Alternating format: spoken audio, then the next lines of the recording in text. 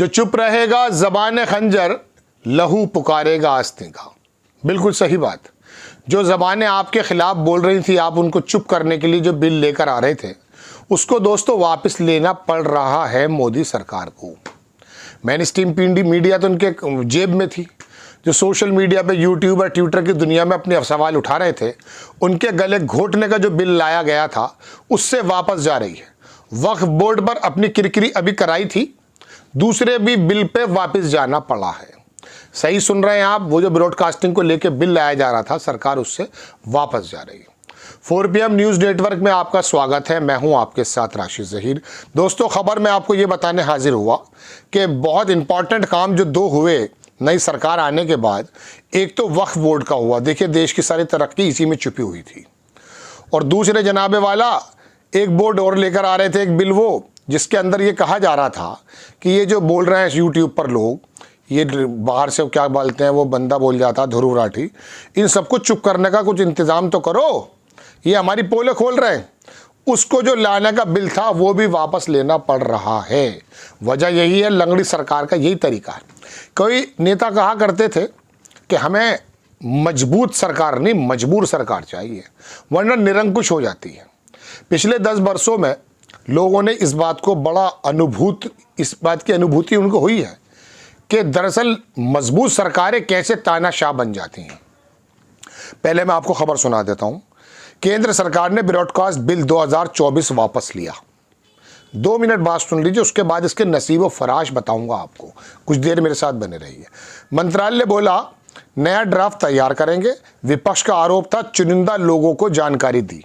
देखें आप, दैनिक भास्कर लिखता है दोस्तों कि देश की ministry of information of broadcasting MIB ने ब्रॉडकास्टिंग बिल 2024 का ड्राफ्ट वापस ले लिया है। मंत्रालय बिल का नया मसौदा तैयार करेगा।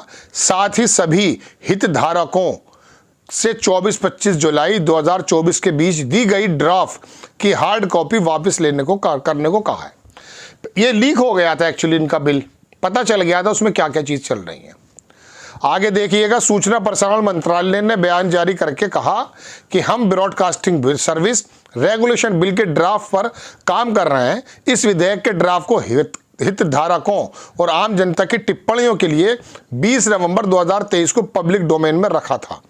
हमें विभिन्न हितधारकों की ओर से अनेक सिफारिशें, टिप्पणियां और सुझाव प्राप्त हुए हैं। आपका काम तो यह है कि बिल ले आते हैं, कानून बना देते हैं। कब पूछते हैं आप? जो सांसद बोलते हैं उनको बाहर करवा देते हैं। हुआ नहीं है पिछले कार्यकाल में, क्या जरूरत पड़ी थी? जो बिल आपने दिया है, जो आपने अपलोड किया, वो अलग चीज़ है, जो लोगों के हाथ में आया वो अलग चीज़ है।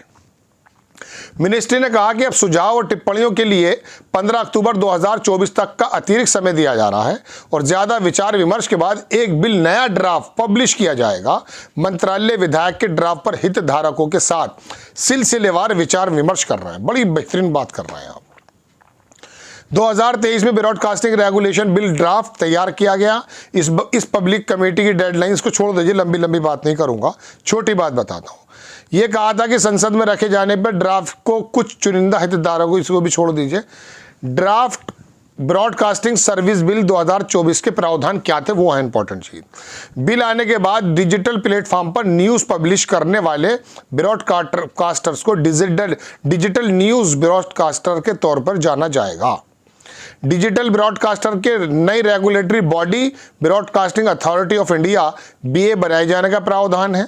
ब्रॉडकास्टिंग अथॉरिटी ऑफ इंडिया नई रेगुलेटरी बॉडी ब्रॉडकास्टिंग से जुड़े, इसमें जोड़कर लिख दिया है, जुड़े से बिल के इम्प्लीमेंटेशन और रेगुलेशन के लिए जिम्मेदारी होगी।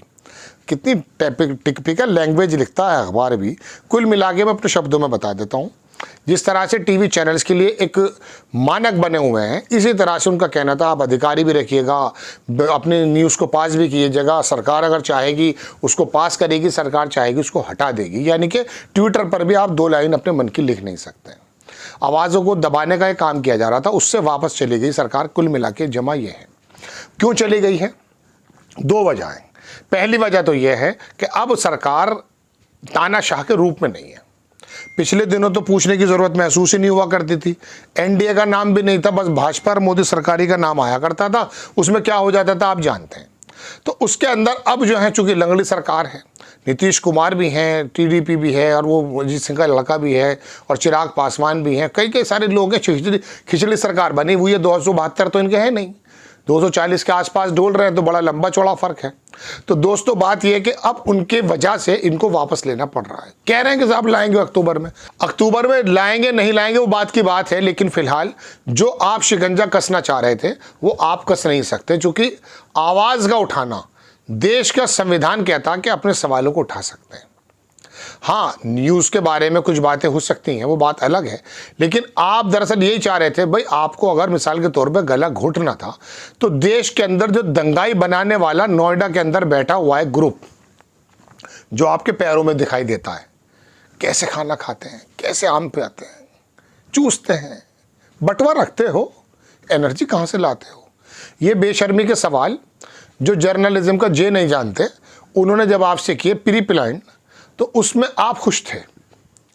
उसके ऊपर रात दिन ऐसे आरोप लगे कि खुलेआम हिंदू मुसलमान का एजेंडा चलाया। वहाँ तो आपकी ज़बान नहीं चली जनाब, वहाँ तो आपका बिल नहीं बना, वहाँ तो आपने 4 दिन के लिए उनको बंद नहीं किया। अलबत्ता एनडीटीवी जिस ज़माने में अडानी का नहीं था, उस समय इसको जो बहुत बोलता था, इसका स्पोक्स पर्सन क्या नाम है, संबित पात्रा, हाँ, उसको एक बार कुछ एनडीटीवी पे कह दिया तो 24 घंटे का बैन लगा दिया, 48 घंटे का बैन लगा दिया। कहने का मतलब यह है कि आपको जो आवाज़ें समझ में नहीं आ रही थी, जो आपसे सवाल कर रहे थे, उसके हालात क्या कर देते हैं आप। यही वजह कि आपने सालों से कोई प्रेस कॉन्फ्रेंस ही नहीं की, साक्षात्कार करते हैं, मन की बात करते हैं, अरे लोगों के सवाल की बात करते हैं ना। मनमोहन सिंह, जिसको आप कहते हैं चुप प्रधानमंत्री, विदेशों के दौरे जाने से पहले भी प्रेस कॉन्फ्रेंस करते थे, साथ में पत्रकार ले जाते थे, और वहाँ भी करते थे। उनको मौनी बाबा क्या क्या कहना शुरू कर दिया था आपने। कहने का मतलब दोस्तों ये है कि ये बिल में फिर सरकार फेल हो गई, और ऐसे बिल लेकर आते हैं ना कि सेबी के प्रमुख का पैसा है, अडानी ने कैसे पैसे का फ्लैक्चुएशन कर दिया है, देश की बुनियादी ज़रूरतें क्या हैं, राहुल गांधी कौन से सवाल पर बात कर रहे हैं, कितना वितरण है, जातीय जनगणना क्या है। लेकिन आपके फेवरेट बिल कौन कौन से आ रहे हैं, अरे यार वो वक्फ बोर्ड ले आओ, अरे भाई साहब उसमें क्या है, सच्चर कमेटी की रिपोर्ट देख लो, वो तो ज़मीन पर धंसा हुआ है वो वर्ग। उस वर्ग से प्रॉब्लम क्या, पूरे भारत में चुप बैठा है, इतनी तकड़ी पिटाई हो गई है, बोलता ही नहीं है, बिल्कुल चुप बैठा है। तरस आकर के दूसरे लोग बोलने लगे इसके पक्ष में, आप लोग अलग थलग पड़ गए, बाकी देश इसके साथ हो गया। तो आप इनके खिलाफ ही क्यों काम कर रहे हैं। मस्जिदों में, मदरसों में कुछ दे गए होंगे उनके बड़े बूढ़े कुछ ज़मीन, आपके दिमाग में क्या आ गई नहीं बात। आपको रेलवे की ज़मीन बेचनी है, चलिए आप उसके लिए लाइए, लाते हैं, आप बेच रहे हैं, आप सारे काम कीजिए, देश को बेच डालो। कहते हैं ना संजय सिंह, रेल बेच दी, भेल बेच दी, सेल बेच दी, सब कुछ बेच रहे हैं आप, सारे बेच डालो। लेकिन बहरहाल अब आपको महसूस हो रहा है कि वो जो तानाशाही थी, कुछ भी पास कर दिया, कुछ भी काम हो गया, अब नहीं हो रहा है, अब तो मुंह की खानी पड़ रही है। आपको खबर कैसी लगी अपनी राय कमेंट्स बॉक्स में ज़रूर दीजिए, चैनल को सब्सक्राइब कीजिए, शेयर कीजिए। नेक्स्ट टाइम मैं किसी खबर के साथ हाजिर होता हूँ। जय हिंद।